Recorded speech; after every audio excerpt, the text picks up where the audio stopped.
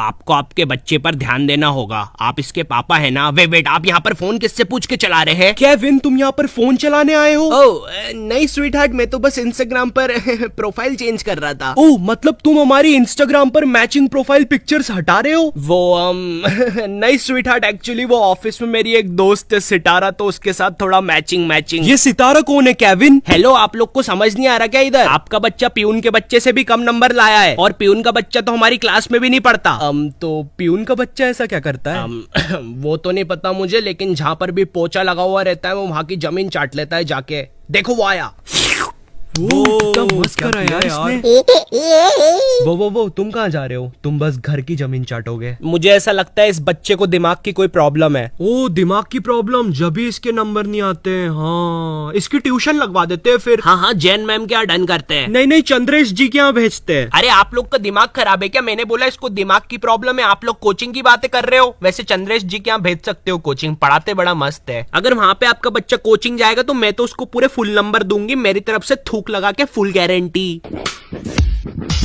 तो मैंने 4th class से कोचिंग जाना स्टार्ट किया था। हाँ, मेरी मम्मी की वजह से। लेकिन इस चीज के पीछे 2 अलग रीजन भी है। पहला रीजन ये कि मैं पढ़ाई में पूरा ढप्पल हूँ, और दूसरा रीजन ये है कि जनक और विवेक भी कोचिंग जा रहे थे, तो मुझे लगा मजा आता होगा, वहाँ पर ऐसे चिल विल होता होगा। तो मैं भी अगले दिन उन दोनों के साथ कोचिंग चला गया। अब कोचिंग के रास्ते में हम लोग कुछ चॉकलेट्स लेने रुक गए थे। मैं हमेशा च्युइंगम ही लेता था, लेकिन उन दोनों ने एक अजीब सी आम की गोली नाम की एक चॉकलेट ली थी। भाई, वो चॉकलेट के रैपर पे कुछ भी नहीं लिखा है, कंपनी का नाम तक नहीं है, और तो और आम की स्पेलिंग भी गलत है। ओए, ये कौन सी चॉकलेट है?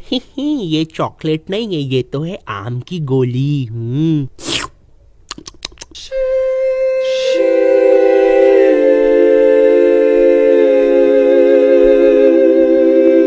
मुझे नहीं पता था यार, कोकेन आम की गोली के नाम से भी बिकती है। ये तू इस नशे के बारे में जानता है क्या? तो मैं कहाँ पे था? कोचिंग। हाँ, तो जैसे ही मैं पहले दिन कोचिंग पहुंचा यार, वहाँ जाते से मेरी फट गई, क्योंकि वो कोचिंग एक तो इतनी छोटी सी थी और उसमें इतने सारे बच्चे बैठे हुए थे। 2 बच्चे तो बाहर रोड पे बैठ के चिल कर रहे थे। नहीं, मैं मजाक कर रहा हूँ, हमारी कोचिंग के नहीं थे। इनफैक्ट वो तो कोचिंग ही नहीं जाते थे। हे साले अनपढ़, इसको अपना क्रिकेट नहीं खिलाएंगे अपन साथ में? हाँ भाई। तो मेरी कोचिंग 4 से 5 बजे तक लगती थी, बट कोई बच्चा अगर 5 बजे तक अपना काम नहीं कंप्लीट करता था तो उसका टाइम एक्सटेंड हो जाता था। मतलब कि अगर तुम्हें कोई आंसर्स याद नहीं हो रहे तो तुम्हें वहाँ पे रात भर बैठना पड़ेगा। अब मुझे पता है तुम्हारे हरामी दिमाग में एक ही चीज आ रही है कि भाई मैं होता तो वहाँ से भाग जाता। तो नहीं मेरे भाई, कोचिंग के गेट के पास एक बहुत मोटा सा डॉग बैठा रहता था, और 4th क्लास में मेरे पैर कोई हुसैन बोल्ट बराबर तो थे नहीं कि वहाँ से भाग जाता। भाई, एक तो इतना मोटा सा था, मैं भागता तो वो भी मेरे पीछे भागता, डबल ट्रबल हो जाता। पर खैर, पहला दिन काफी नॉर्मल था मेरे लिए कोचिंग का। मैं 5 बजे घर आ गया था। लेकिन 2 दिन के बाद जनक और विवेक ने कोचिंग छोड़ दी, मगर मेरी मम्मी ने मुझे कोचिंग नहीं छोड़ने दी, और फिर कोचिंग ने भी मुझे कभी 7 बजे के पहले घर नहीं छोड़ा। ये तो बिल्कुल सही बात बोली आपने। हेलो जी, वो बच्चा अभी तक घर नहीं आया है, 8 बज गए, अभी भी पढ़ रहा है क्या वो? हाँ, वो अभी भी पढ़ रहा है। अच्छा ठीक है, फिर मैं उसका टिफिन भिजवा देती हूँ।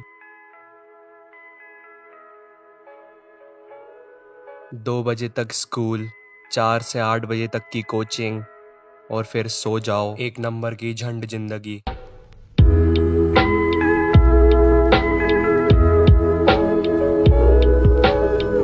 मैं तो फिर भी वहां से 8 बजे अपने घर आ जाता था, लेकिन एक दिन जब मैं सुबह स्कूल जा रहा था, वहां से एक बच्चा सुबह के 6 बजे अपने घर जा रहा था।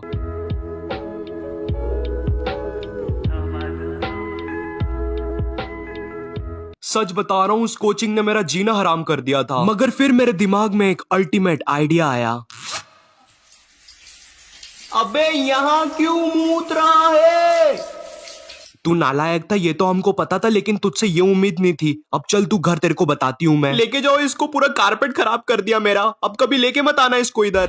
यस, मैंने सच्ची में सुसु कर दी थी कोचिंग में, और सच बताओ तो मुझे प्राउड है इस चीज पर, और मुझे लगा मेरी मम्मी को भी प्राउड होगा, क्योंकि पहली बार बिस्तर के अलावा कहीं और सुसु करी थी मैंने। मगर ऐसा कुछ भी नहीं हुआ, उल्टा मम्मी ने मुझे इतने लाफे लगाए ना। मगर वो सब चीजें कुछ भी नहीं थी, क्योंकि अब मैं जो कोचिंग जाने वाला था ना, ओ बॉय, कुछ खास था उस कोचिंग के बारे में। भाई, वो मैम सारे सब्जेक्ट पढ़ाती थी मेरे को, बस 200 रुपए में। है एक बार और बोलूं? हाँ, रुको। मात्र 200 रुपए में। खैर, हमारी कोचिंग में एक खास बात थी। उस कोचिंग में गांधी जयंती और मैम के बर्थडे के टाइम पे एक भयंकर सी पार्टी होती थी। अब मुझे नहीं पता गांधी जयंती और मैम के बर्थडे के बीच में क्या संबंध है, मगर फिर भी हमारी ये भयंकर सी पार्टी देर रात शाम को 5:30 बजे स्टार्ट होती थी। पीने के लिए हमारे पास काफी प्रीमियम ड्रिंक्स रहती थी, जैसे कि रसना और बस रसना। गॉड था यार रसना उस टाइम, हंस क्या रहे हो। वो कोचिंग का काफी बेस्ट होने का रीजन था उसका टाइम। मेरी कोचिंग 3 से 4 बजे तक लगती थी दोपहर में, जो कि मेरी मैम का सोने का टाइम रहता था। तो मैं 3 बजे कोचिंग जाता था और मैम मुझे क्वेश्चन देकर सो जाती थी, टीवी खुला करके। सुनो, मेरी बात सुनो, मैं 4th क्लास का बच्चा हूँ, मेरे सामने टीवी खुला करके मुझे बोलोगे कि पढ़ाई कर? पागल हो क्या?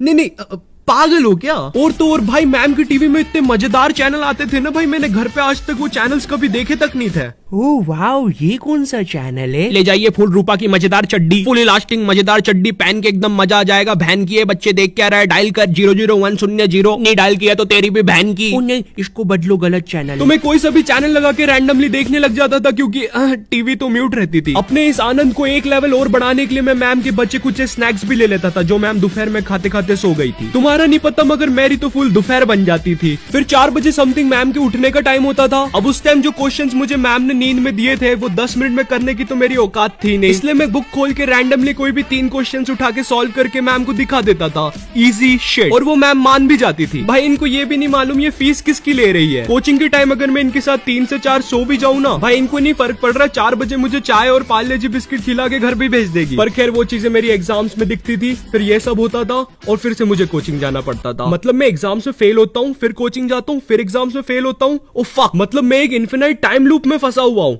और इसलिए शायद मैं आज तक 4th क्लास में ही हूँ।